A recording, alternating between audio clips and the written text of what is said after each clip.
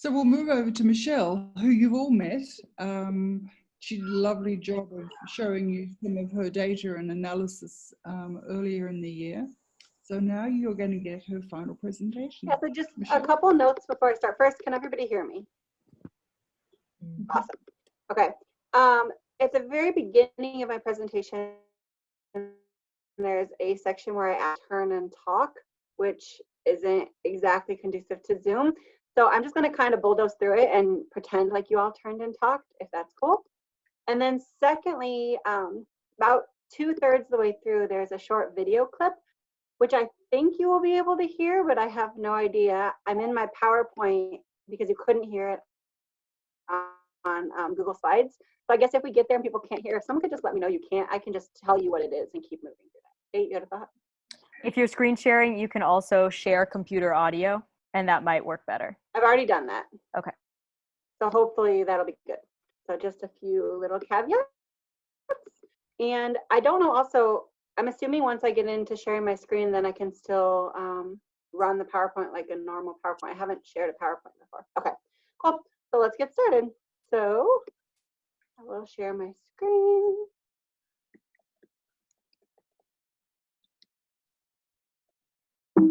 All right. So good afternoon. My name is Michelle Keim, and I am presenting to you a presentation called Talk to Me, which is about communication, cooperation, collaboration, and explicit practice in the 4th grade classroom. This is my school, Elaine Locke Charter School.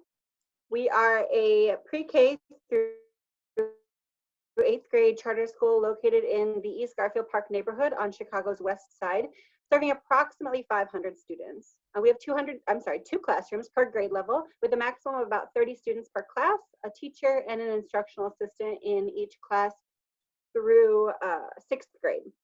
We run an extended day year-round program, meaning we start our academic year in July and continue it through June of the following year, following loosely a 10 weeks on, 3 weeks off schedule. Our population is 99.2% African American, and approximately 90% of our students are considered low income. The year that I did this presentation, my classroom had 29 students, myself, and an assistant named Mr. Kwaspu. So a lot of the conversation I do is around we, so that encompasses myself and my assistant. So I would like you to turn and talk to a neighbor and tell them, if you were a salad ingredient, what ingredient would you be and why? So if someone could just share out what your partner said, blah, blah, blah. And if you could please just raise your hand if you went first. Raise your hand if you asked a follow-up question. Raise your hand if you made eye contact with someone.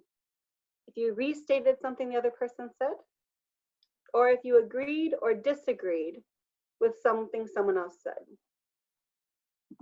My whole intention with that was really to get you to think about the things about communication that we take for granted. So in 1 minute there, you were able to determine an order, give verbal and nonverbal feedback, use appropriate body language, show agreement and potentially disagreement with each other, and even maybe ask for clarification. As a teacher, in my 10 years of teaching, I've noticed that teachers often intend to use groupings and allow conversation in the classroom, but that this often devolves into arguments or conflict because of students' poor communication skills. Most of the time, teachers end up taking turns if there's any hope of equal communication, and students really struggle to represent their ideas appropriately. More often than not, they don't know how to discuss when they don't agree. Which brought us to where I was as a teacher. I knew what I wanted. I wanted students to be able to learn with and from each other. And I knew how I defined communication. Communication to me means putting out information, acknowledging receipt of that information, demonstrating understanding, and responding to build understanding or knowledge. But how? I didn't have a curriculum for this, and I had no memory of learning to communicate myself. So from these understandings, I developed a set of questions. The reflections led me to these questions. What happens to student learning when students are explicitly taught communication skills and given opportunities for collaborative and cooperative work during an ELA period? More specifically, what happens to student perception of engagement and understanding? What happens to student communication in small groups and in the classroom at large? And what happens to student work and achievement in independent and small group learning? As the story goes, beginning is the very best place to start. So I started by asking my students a series of questions designed to indicate their ideas and feelings about cooperative and collaborative work. So first I asked them this: what is the best part about working in groups? Their responses were varied, but let me know that students recognize the benefit of many voices, of diverse ideas, and of social opportunities. Students did see reasons that group work was beneficial and did have things that they liked about it. I also asked them, what were the challenges of working in those groups? And these responses also let me know that students had similar ideas. They understood that there were challenges around equal sharing of ideas, challenges around arguments, off-task behavior, and difficulty communicating in general. I also asked them how group work helped them. And I really didn't know what to expect here, but I was a little bit surprised. A variety of things came up, and most students, 93%, told me that group work helped them to understand text, and 89% said that it helped them to solve math problems. Despite this positive outlook, students didn't perceive the same benefits on their writing. Only 52% of students thought that group work would help them with their writing, which is something I thought it would have a major impact on. So I set out to see if what I thought I knew was true, and if we could impact communication, achievement, and engagement by teaching communication and providing opportunities for collaboration. So, what did we do? First, we taught communication explicitly. We identified our students' needs and we taught each of those needs explicitly using I do, we do, you do.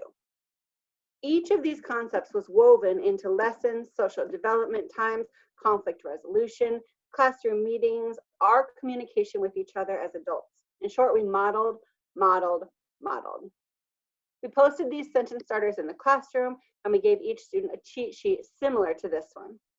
We asked them to clarify ideas, add on to ideas, provide evidence throughout the day. You have to communicate became this thing we said constantly in the classroom. We asked students to clarify ideas, add on to thoughts, provide evidence. We wanted to see them use communication not just as a tool for the reading period, but as something that they could use throughout the day. We gave them strategies and tools for working in groups. We modeled correct usage, and we demonstrated time and time again how collaboration and communication were intertwined. Each time, after we instructed, after we modeled, we gave them time to practice.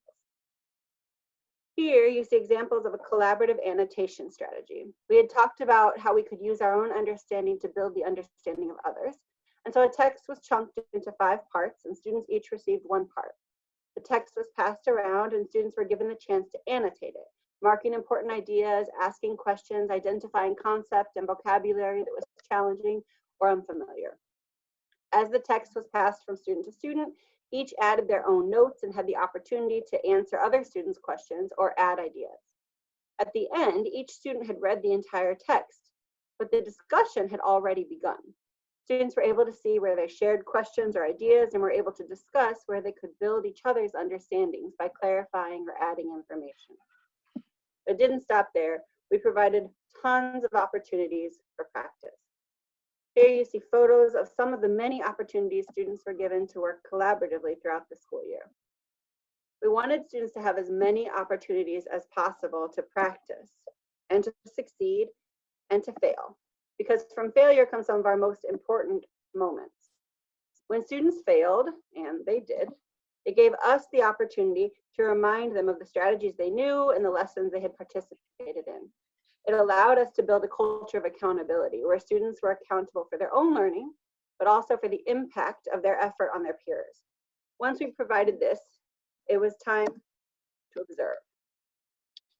This chart shows the type of observation I completed throughout the year. This is an example from early on in December.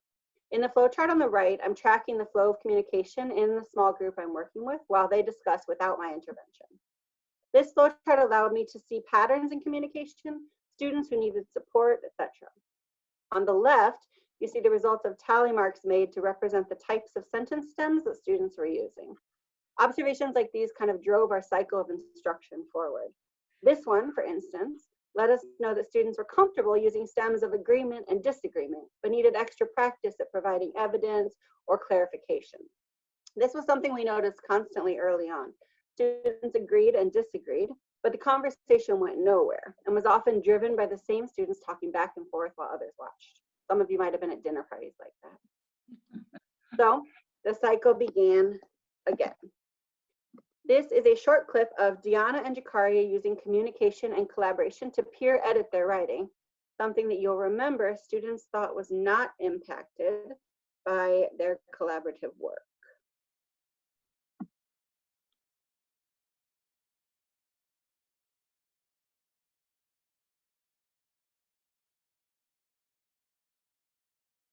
Nothing?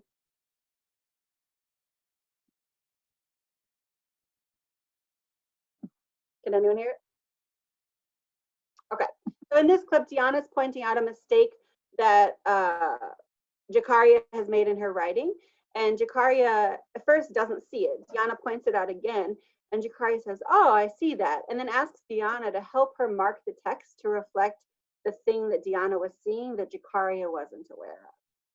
So by using these cycles of instruction, practice, observation, and then pinpointing our instruction and our observation and student feedback, we were really able to start to see changes in how and what the students were communicating. After the December 5th conversation, I shared both the flow chart and the tally marks with my students in small groups. We discussed openly what we could observe, that students weren't sharing communication equally, that they were not building off of each other's ideas. That's the one on the bottom left here. And that they were agreeing and disagreeing without providing evidence to support their ideas. So we built intentional practice of these ideas into the classroom with huge payoff. The content of the January 11 conversation was much more balanced and their ideas were much more rooted in evidence. Following continued conversation about providing equal voice, we saw a shift in that flow chart on the bottom right from January 18th as well. I'll leave just a second for you to look at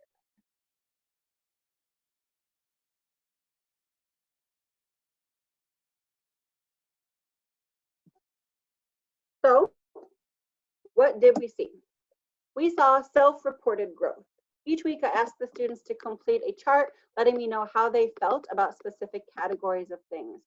These bars represent 4 different weeks of self-reflection, with 0 meaning that students need help or feel that they need help, 1 meaning that they feel somewhat confident, and a 2 meaning that they feel very confident. This is the average self-reported score. You can see growth in every category, and the shifts really correlate directly with where we were focusing, what our explicit teaching in the classroom was. We also saw improved writing. So here you see examples of student responses to a question about the gist of a scene from a play about the American Revolution. Students were given 15 minutes to collaborate and talk together without teacher help, and then were asked to answer the same question again. These are the same students' responses after those 15 minutes of student collaboration and conversation. Here, you see a huge increase in clarity of expression, use of specific vocabulary, and quality and quantity of writing. On average, the student responses went from 11 to 34 words. But more important than the quantity was the quality of the writing, the way that they were able to address specifically the question that had been asked and provide clear communication with an answer. We saw active participation in meaningful conversation. As I've shown before, as we went through time, students were able to communicate more effectively, balance their conversation, lean into each other, and show much more than just agreement and disagreement. Agreement and disagreement feel like the fundamentals of communication, but I really wanted my students to push beyond that. And I was seeing that with more practice and with intentional instruction, they were able to do just that. We saw shifts in body language and cooperation. Students began to literally lean in to each other. Here you can see students from the beginning to the end of the year. They moved from just sitting around square tables talking to each other across the desks to huddling together on the floor, coming together around one central table, really understanding that in order to communicate, they had to be physically close to each other. We saw self-reflection and growth. At the end, I asked students what they had learned about communication, how they had changed, and what they thought was really important. Here are some examples of their responses. I've learned how to pick the right person to be my partner, and somewhat not to get angry at that certain person I'm working with. I learned how to not just go over the text just one time, how to not yell or get angry, just to keep trying. What I've learned about communication is you have to get better eye contact and speak loud so everyone can hear you. I've changed because first I didn't do anything during groups, but now I do. I think reading lessons were important because you have to become a better reader. It's okay to agree and disagree. One way I've grown is by using stems and talking about the question, underlining text evidence to say when I don't understand something, and learning my mistakes and to do better. Another thing is how to ask questions. I'm clearly still working on punctuation there. I've learned that when I am doing communication, I have to use words that is the right word to say what I mean. I changed when I'm doing communication, reading better book, and many more things. So here, students were able to show that they had really heard all of the lessons we'd given, not just the lessons about sentence stems, but also lessons about body language and how communication impacts others and helps you to grow. So what now? On the classroom level, my goal is and was to increase the amount of collaborative work that I was doing with my students and to continue to explicitly teach communication. It's been a growth process because there is no guidebook for it, but I'm trying to make sure that I continue to weave communication into my lessons throughout the day. At a school level, I wanted to present to peers and serve as a mentor teacher to other teachers who are hoping to engage their students in communication in the classroom. And beyond, it seemed essential that we really have a discussion on a larger level about teaching communication and training teachers to do so. It's so easy to neglect those areas that we feel are naturally learned and not put the explicit time into teaching them and sending the information with our students. The goal being that in the end, when we ask our students what's challenging about communication, they won't say it's the fighting or the arguments, but instead they'll say something like this. The most challenging part is having many ideas to put together.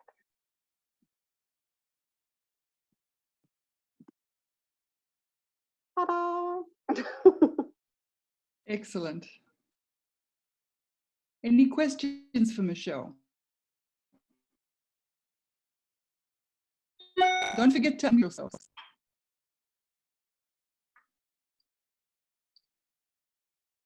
So, Michelle, the order that you presented your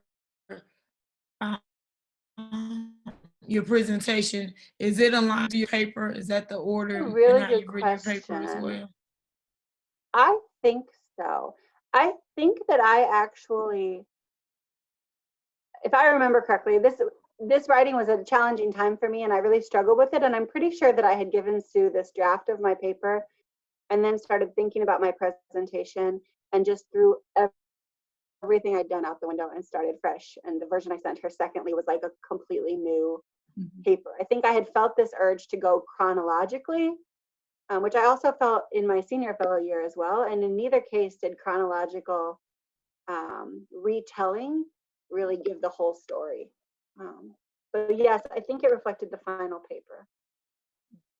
But weren't the things in the presentation that weren't in your paper? I mean, of course there were, like the salad ingredient thing. Yeah. People So, with two heads. yeah, and I think that my paper, I think the hardest part is trying to pick out the most important things, right? So I think that when I was preparing, if I remember correctly, when I was preparing or trying to get ready to do the presentation, I started with just this like skeleton. If there's 5 things, because I felt like more than 5 was probably not going to get, covered in the time. So if there's 5 things that are essential for me to communicate, what are they? And then I did pick and choose things and use things that weren't in my paper. So all of the data and information is in my paper. But I gave more anecdotal evidence in the presentation. I felt like it needed to be more of a personal story as opposed to like me just reading charts and graphs. And even I was really intentional, like that last section I read the kids writing because I know that people can't always read kids writing.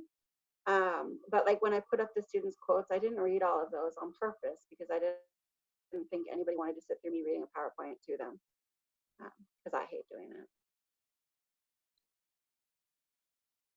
And even more so now that I think about it with Zoom, because with Zoom, like I didn't prepare. I would think you want to think about that. Like the salad ingredients was because I didn't want to stare at a cold audience. So I wanted a chance to interact with them and to get them warmed up so that I would have people to interact with when I spoke. So Zoom is a different format, but I would think it would be worth your time to try to consider a similar, something you could do. I don't know what it would be.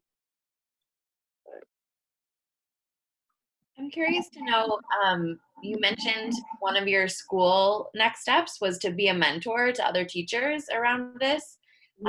This sounds really interesting. So I'm wondering if that has, like, what impact that has had. Have you been able to collaborate with other teachers at your school to kind of help them develop similar practices? Yeah, so I am on the leadership team, which gives me like a kind of a toe in the water already. But we do have Friday professional developments at my school. Well, we have had Friday professional developments at my school. And so I volunteered to lead a professional development. And then I did ask for any coworkers who were interested. And we kind of created like a thinking team. So we were able to do that. And we're talking a lot more about that in that small group. Awesome. Thank you. Mm-hmm. Also, just as a side note, while you guys are thinking, I don't know what it'll be like on Zoom, but the questions that were asked during and following the presentations both years were really astute questions. They were really people who were thinking, and they were thinking from a variety of angles. Some people asked me to go back and clarify or show a graph again and go over that information. Some people asked really like deep questions about impact or equity and things like that. So just really be prepared for a variety of questions and of really high quality questions.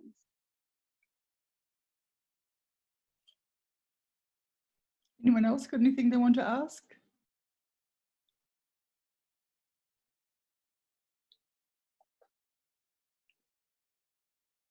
No?